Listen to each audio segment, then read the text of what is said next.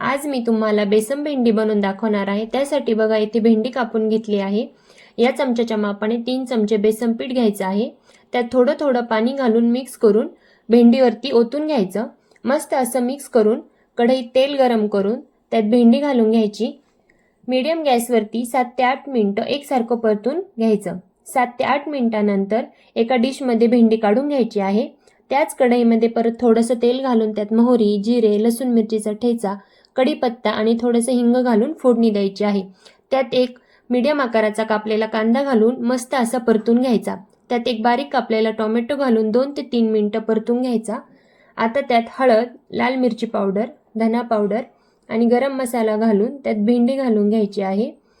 भेंडी अशी छान 2 ते 3 मिनिटं परतल्यानंतर त्यात चवीनुसार मीठ, कोथिंबीर घालून 2 ते 3 मिनिटं परतून घ्यायचं आहे। मस्त अशी बेसन भेंडी तयार आहे।